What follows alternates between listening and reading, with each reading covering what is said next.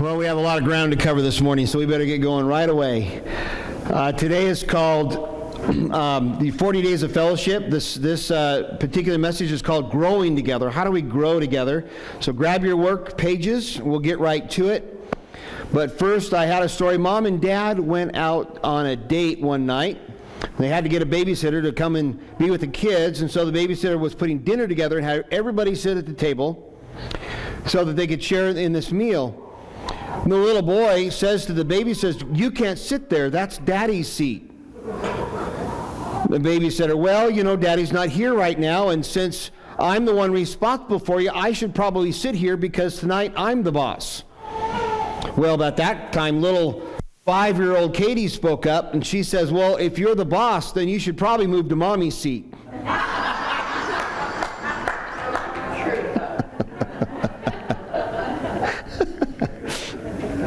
All right. So, growing together.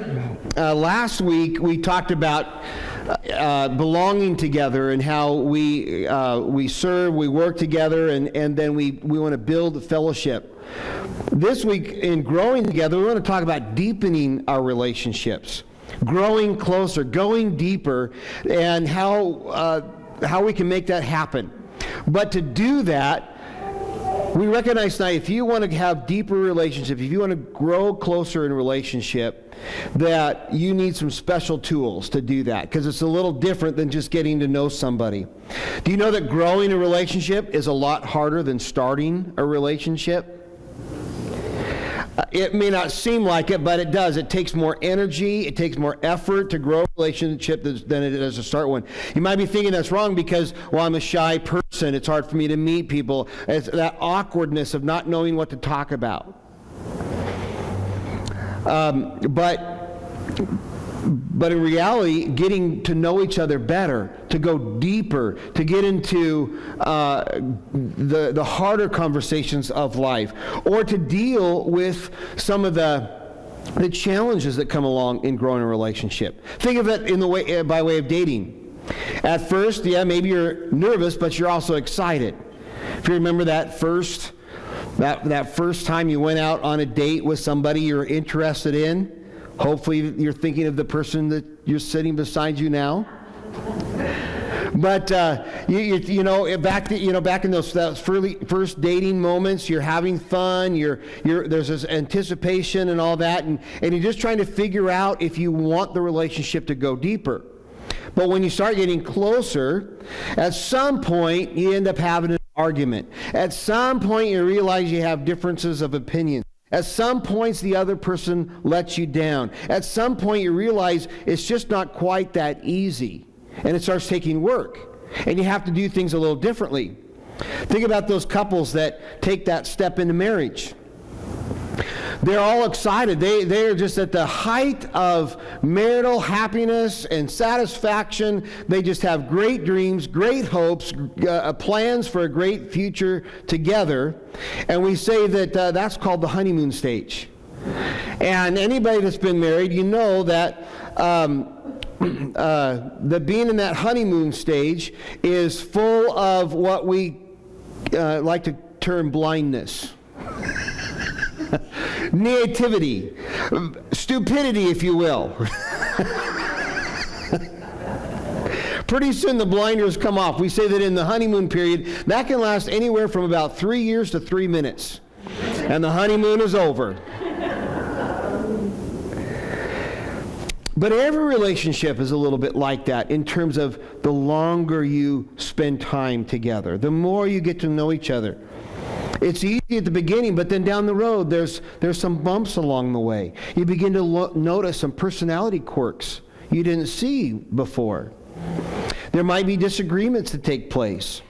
But you know what? For a tree to grow and reach its full potential, it has to have roots that grow deep. If you want good fruit, you need deep roots. And a lot of people in churches and in relationships, they don't let their roots grow deep. They stay superficial, where it's easy and it's safer.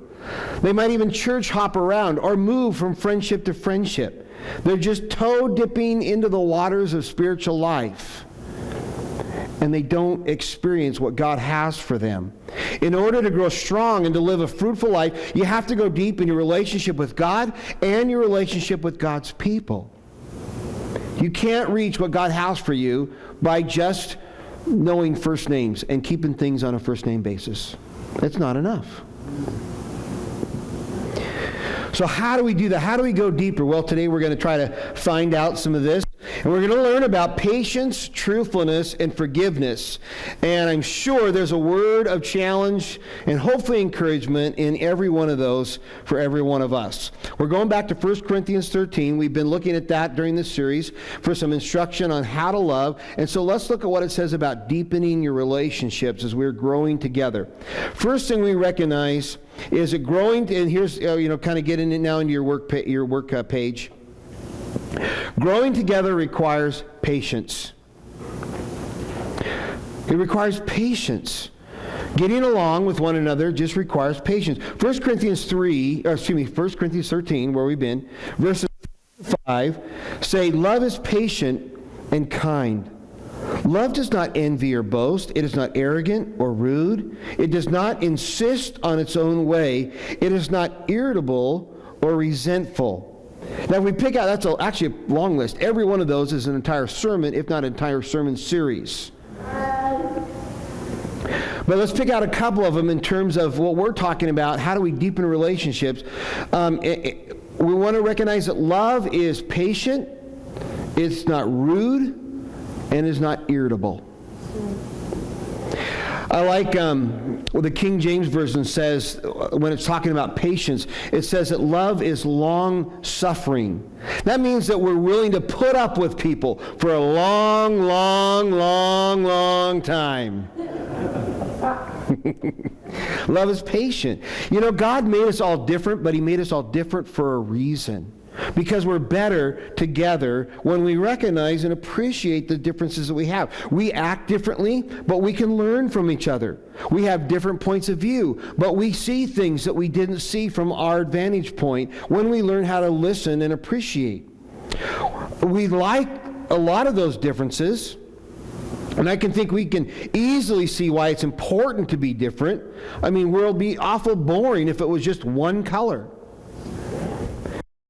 But when people don't act alike or do things alike or see things alike, it tests our patience. And it makes things challenging.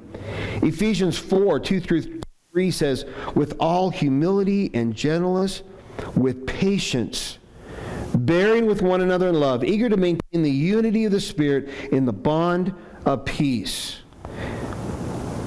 Hey, maybe you're, I go along to get along type, and sometimes you cross somebody that's really bossy. That's hard for you. Maybe you're an intellectual type, and you just don't understand the emotional types. That's hard for you. Or maybe you're that outgoing partier type, and you are just driving the shy people crazy.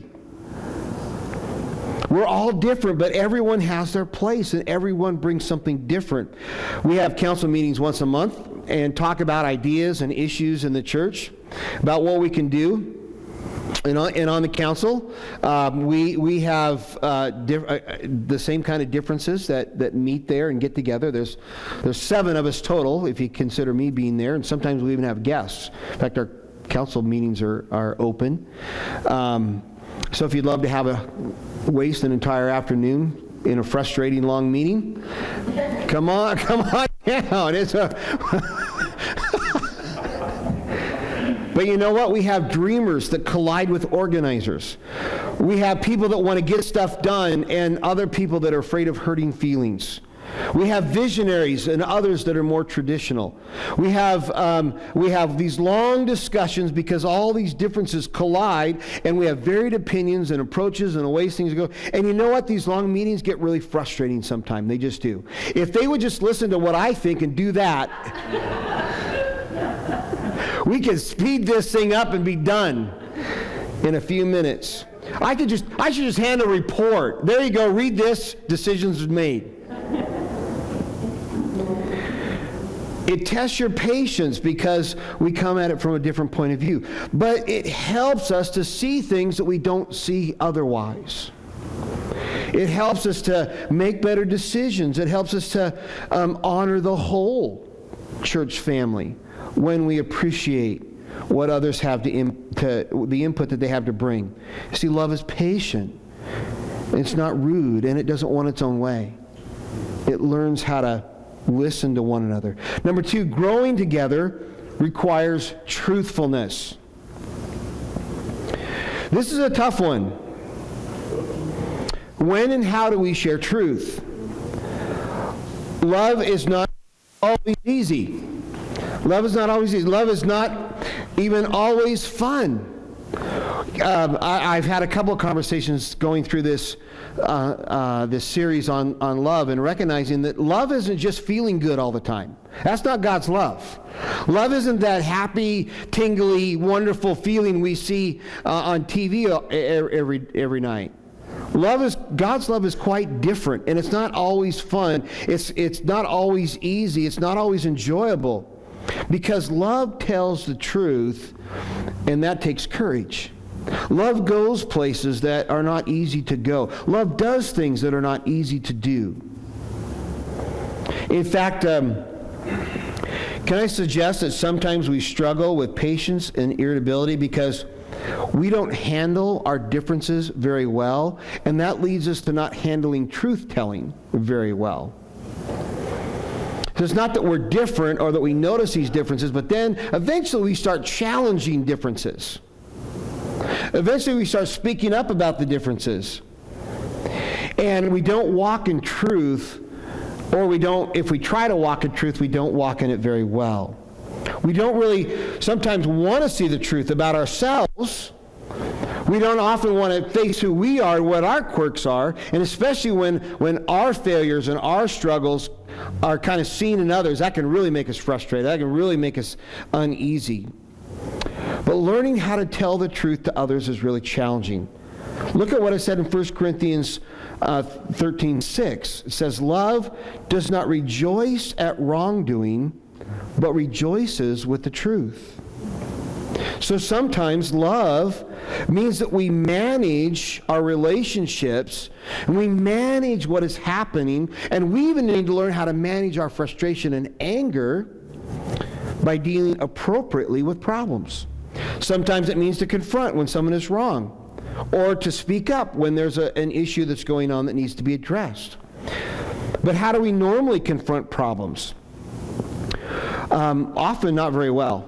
When we speak up about the truth, it's usually because we're frustrated, we're upset. We try to make change in a spirit of irritability, which 1 Corinthians says love doesn't do.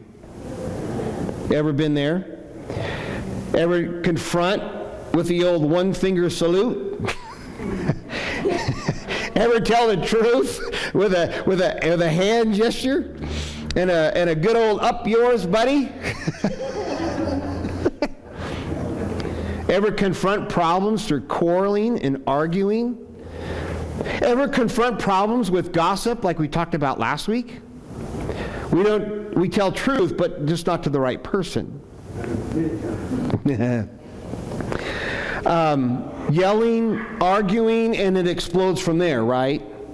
We don't know how to manage truth-telling. Well, how does the Bible say we're supposed to confront? How are we supposed to deal with this issue? Because we know it happens. It happens in life all the time. Parents and kids, husbands and wives, neighbors next door, co-workers, friendships in the church. If you want to get closer to people, you're going to find time when it's not easy. So how does the Bible say we should confront and deal with truth-telling? We'll look at Ephesians 4:15, and I've got a bunch of verses. I encourage you maybe write some of these down as you're taking your notes. Go back and look at them later, so I'm going to try to help you on the screen here. But Ephesians 4:15 says, "Instead, by speaking the truth in a spirit of love, we must grow up in every way to Christ." Maturity is learning, or a piece of maturity at least, is learning how to speak the truth in love. We speak, we confront, we deal with issues, we're open, but only when it's in a spirit of love, and we see Christ likeness in it. So we're to confront and speak the truth in the spirit of love, but speaking the truth of love indicates a sign that you're beginning to look like Christ. It shows maturity. In other words, if you're confronting someone, you think that they're out of line or something is wrong that needs to be dealt with, but you're confronting in a wrong spirit, if you're doing it in a wrong way, and you're confronting in that wrong spirit, then you are actually the one acting immaturely, and you are the one that's actually acting in the wrong. So you're trying to correct, but you're the one that's now wrong. This is key in building relationships in the church, in small groups, in fellowship, in anything you're a part of. We have to speak the truth, and we have to get down into the deeper, important issues that are beyond weather, sports, yay Gonzaga. That was a lot of fun last night. That was a great game, and if you watched it, I'm sure your heart was pounding, and you were just really thrilled. And life is lived in all that kind of stuff, and the kids, and sharing recipes, and talking about all that and everything. It's all normal, but if you want to get down into the deeper levels of truth, then we have to learn how to do it biblically if we want to be effective. So how do we do that? What does it look like to speak the truth in love? Well, number one, you got to check your motives. If you're going to say something to somebody, if you're going to confront an issue, deal with some problem, do you have the right or the wrong motives? Why do I need to confront this person?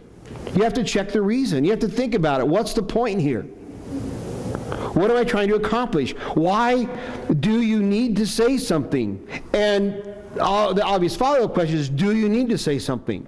Because sometimes we just like to complain. Because we just don't like what we see or hear or experience, whatever. It's somebody else's life. We just think that we're in charge of it. Check your reasons. Why do you need to confront? Now, if you do need to confront, then let's just be careful about how we do it. But if our reason is out of place, then maybe we need to hold back, or maybe we need to change our approach, or just need to look at our motives here. Sometimes we're just jealous, or maybe we're irritated, we're angry, we want to get even. Sometimes we want to get revenge because of something that's happened. Well, these are obviously the wrong motives. Sometimes we look at other people's problem because we have not done a very good job of looking at ourselves. Matthew 7:3-5 says, "Why do you look at the speck of sawdust in your brother's eye and pay no attention to the plank in your own eye? First take the plank out of your own eye, and then you will see clearly to remove the speck from your brother's eye." Hey, I'm hurting. I feel like a failure. I know that I've messed up. I feel guilty about wrongs in my life, and it's just easier to take it out on somebody else. I'm not dealing with the issues in my heart, the past, the baggage, the struggles, so it's easier to put it on somebody else. Jesus said, don't do that. There's no profit in it. First, look at yourself, he says. First, look at your right motivation, and it always has to be a motivation that is to help and not to hurt. As we're checking our motives, our goal has to always be to help and not to hurt. Proverbs 27:6 says, "Wounds from a friend can be trusted." A friend can say something that's hard and challenging and cuts you to the core, and you still welcome it.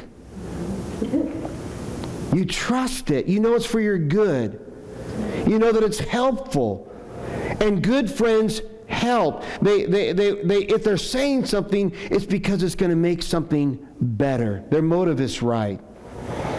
Yeah, if you're saying, I'm going to get that guy, I'm going to let them have a piece of my mind. You know, there's probably people that deserve it. But it doesn't help. It doesn't do any good, does it?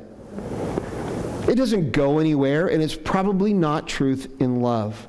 If your attitude is to tear down, that is not the right motivation. We always want to build up. And so when we attack somebody like that, what happens? They go on the defensive, their walls go up, they start attacking you back. It just doesn't go anywhere. So we have to check our motives so that we can speak the truth in love. Second, plan your presentation. Plan your presentation. Most of the time when our conversations go sour, they go bad, we weren't prepared. We just walked into something, we were frustrated, we were angry, and we just let them have it without thinking about it first. So how do you plan it? Well, plan when you'll say it. Plan the right time. Proverbs 25:11. Listen to this, it's so good. The right word at the right time is like precious gold set in silver. It's got to be the right, you got to say the right thing, but you also have to do it at the right time. And sometimes our timing is just wrong. We weren't ready. So plan when you'll say it. Set that out so that it's in a controlled environment. When I talk with couples for marriage counseling and stuff like that, like premarital counseling, I tell especially young couples, hey, spend, what is it, guys? 15 minutes. Remember this? 15 minutes, because I did it in the class. I've done it in lots of classes too. Spend 15 minutes a day just in conversation about life. Okay, then have one fun day in a week, a date night a week, and so that there's fun in your relationship, and then have one business meeting a week. Set a controlled time where you gotta address a problem, or you have to make a decision, or you have to revisit the budget, or you have to, you want to make a plan for what vacation looks like this year. Whatever it is, whatever the issues are, what if you control that into a specific time? Because what happens, a lot of young couples, when you get home after work and it's been a long day and you walk through that door and you have no idea what's waiting for you on the other side. That's just not very comfortable. and people talk about all the time, well, my husband, my wife, I'm always walking on eggshells around them because I just never know. Are they happy today? Is this a bad day? Is this an up day? Is this a down day? See, when it's like that, you can't grow a relationship that way. You have to plan for the right time. Second of all, you want to plan when you'll say it, but then plan what you'll say. What are you going to deal with? Talk with the person about the facts. The goal is truth, not emotionally charged criticism. That's where we go. If you start a conversation with, you're just really stupid.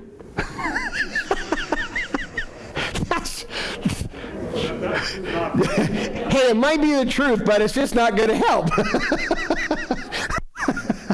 Right? Talk about the facts. Stick with, what needs to be discussed. The goal here is truth. And it's probably a bad idea to start off, with the "you're as dumb as a box of rocks" argument. Let's go with the right stuff. Let's lay out the details of facts and deal with this, clearly, and be careful. So plan what you're going to say. It's probably a bad idea to leave it to chance. I had something I wanted to deal with a guy. I thought something was really wrong. I needed to confront it. So I asked if we could meet together, and then I really spent a lot of time thinking about what I was frustrated, but I needed to know why. You know how that works in anger? Anger is what we call a secondary emotion. Okay, we're usually not mad about what we think we're mad about.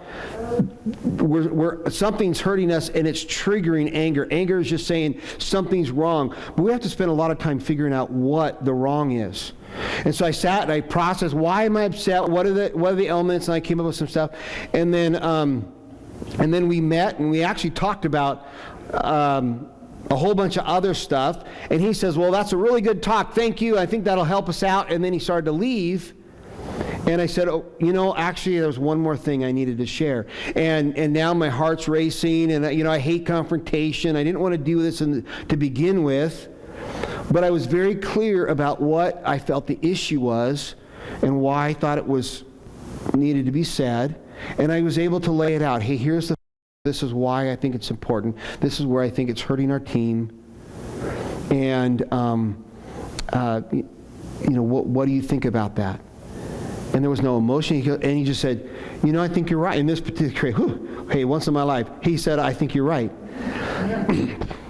And, but he received it. And he said, I say, I think you're right. I received that. And we can do this differently.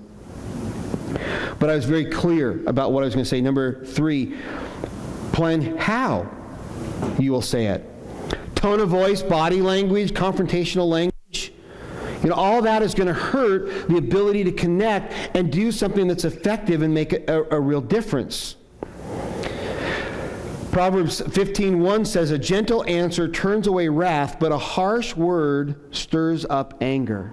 So this is the how you say it. Yeah, sometimes we just have to work really, really hard to keep control of our tone of voice. To make sure that we're saying it the right way and in the right spirit. And so we want to be careful in that. I want to break that one down even a little bit more by saying that, first of all, if you're going to have a confrontational time, you should probably spend time praying. You need to pray before you say what you need to talk about. So spend time in prayer. I was working in a ministry team here, doing youth ministry years ago with a partner, somebody that we were working together, and it just wasn't going very well. They had a very different approach, a very different way of doing things, and we were just kind of butting heads all the time. And I was getting more and more frustrated, and I finally decided I need to talk to the pastor and tell him this isn't going well, and you need to dump her. You need to get rid of that person, okay, and then make me the youth director. And that was my plan. So I set a meeting. I knew what I was going to say. I did all, and I had it all laid out. And then, as I was driving to the office, I just prayed the whole way. God, give me the right words. Give me the right heart on this. Give me the attitude. Making sure my motives are right. This isn't about me. This is about the ministry. Lord, just help me through all that. And without a doubt, I walked into that meeting, and I said the exact opposite of everything I intended to tell him. Everything that I had laid out came out exactly the opposite. Yeah, God saved me from that going really, really wrong. And so how do you say it? Well, here's some more thoughts. First, say it tactfully. I love this. Rick Warren says, you're never persuasive when you're abrasive. Isn't that good? Yep. If your plan is to persuade somebody or to change their mind on an issue, to try to get a different result than what you're seeing right now, if you come in abrasively, it's not going to work. So stick to the goal. When we're emotionally charged, when we're upset, we think that we can force our way, but it just doesn't work. There's probably a divergence in ideas here because I'm sure, hey, we're a different group of people. The way you see doing this, the way I see this is probably going to be different. I'll just throw it out there because there are a lot of people that think truth is naturally divisive.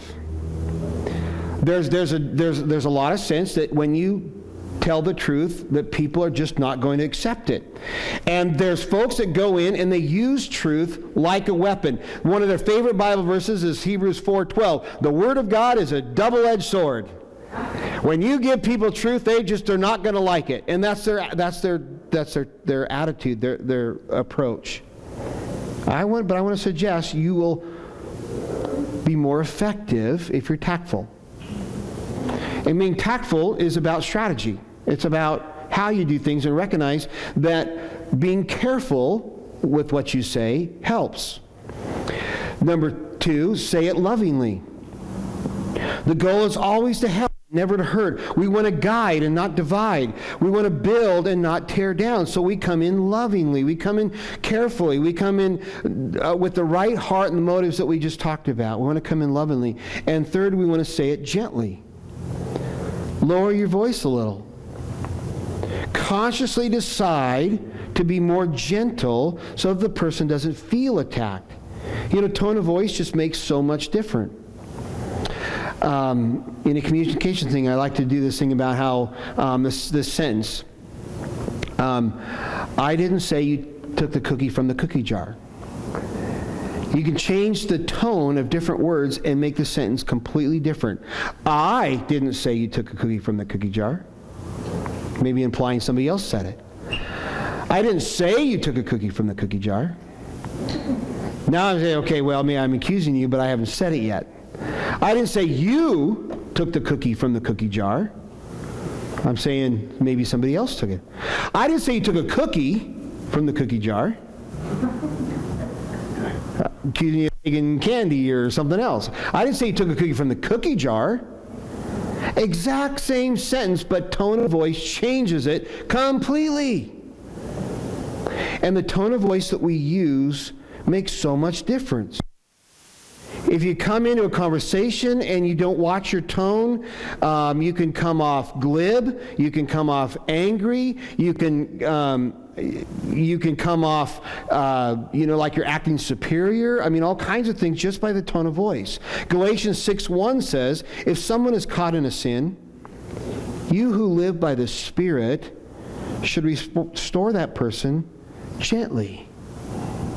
Because people don't receive it otherwise. If they're in protection mode and they don't feel it's safe, they're not listening. They're shutting down. You should want that if someone came to you, wouldn't you want them to be gentle? When you have to be reprimanded, because, hey, we've made our mistakes, every one of us, right? We've had our faults and our mistakes. Wouldn't you want somebody that has to come and have that kind of conversation with you, wouldn't you want them to be careful with you and to protect you and to treat you with respect? Well, then we should want to treat others the same way. And then last one, number 3, talking about growing. So we want to recognize if we're going to grow together, we have to learn to be patient. If we're going to grow together, it requires that we learn how to deal with truth appropriately. And number 3, growing together requires forgiveness. If the other two would take an entire sermon, if not an entire series, to preach, forgiveness we should give it probably a few years to deal with correctly. Forgiveness is difficult because we all have been hurt and we all have our scars, and we've learned from that how to protect ourselves and how to hurt others before we get hurt again. All kinds of things. And oftentimes we just don't even understand forgiveness.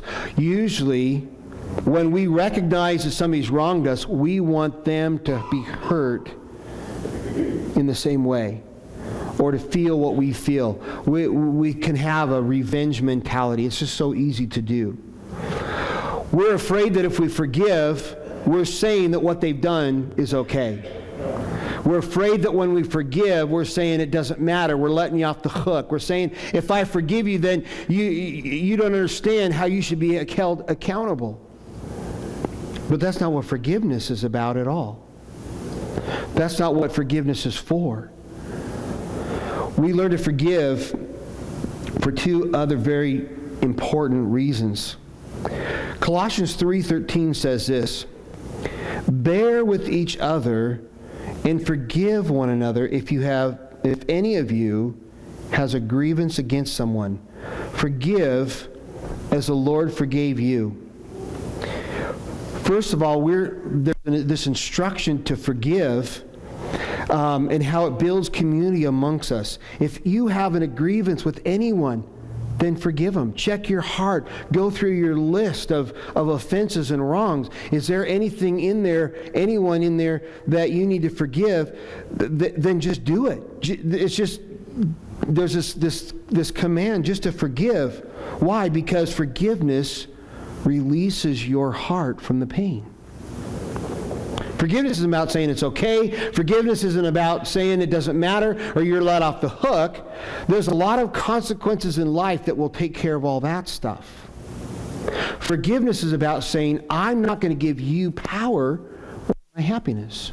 I'm not going to give someone else's the power to control my life, my feelings, my how I approach life.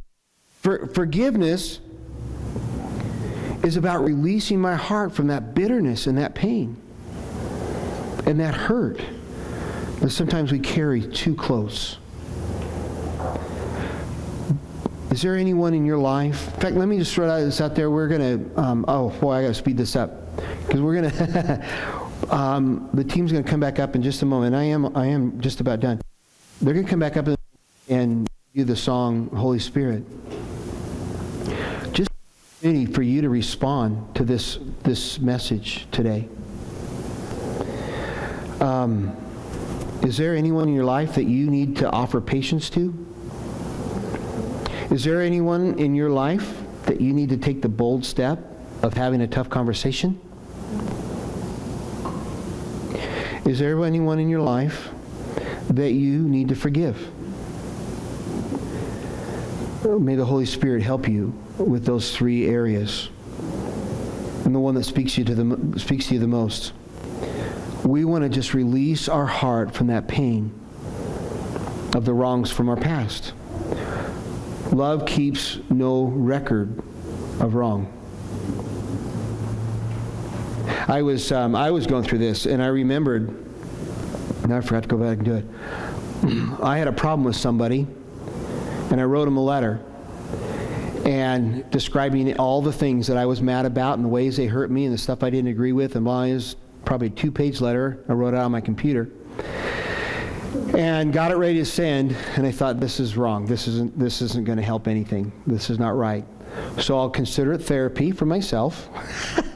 And then I'm going to just let it go. And so I closed it out and I put it away. And that was a few years ago, and every once in a while, as I'm going through my computer, I've run across it. And I've opened it again. And I've reread it. And I've reminded myself of all the reasons how justified I was with all the things I was upset about. And I was going through it this time, and it's like the Lord just asked me, why didn't you delete that? Picking a scab. Yeah, picking a scab. That's what I wanted to do. Exactly what I wanted to do. I wanted to keep that bitterness close. And it wasn't enough to close it and just kind of put it away. Why didn't I delete it and get it out of my life? We have to learn how to forgive so that we can let our heart release it from that anger and that bitterness. But then there was the second thing that verse said. Forgive as the Lord has forgiven you. What has He forgiven you of? And what could somebody else have done to offend you that in any way is greater than the offenses that you've had before the Lord? The Bible's even clear that if we don't forgive others, our Father can't forgive us. It doesn't mean we let people continue to hurt us, but we have to check our heart and ask if we've let go and we've sought out forgiveness. I knew this was going to be a lot of information, trying to get through it quickly. Could you indulge just 5 more minutes? Is this important enough? Is this topic enough that we could give it just a few more minutes to spend time with the Lord? So let's have the worship team come back.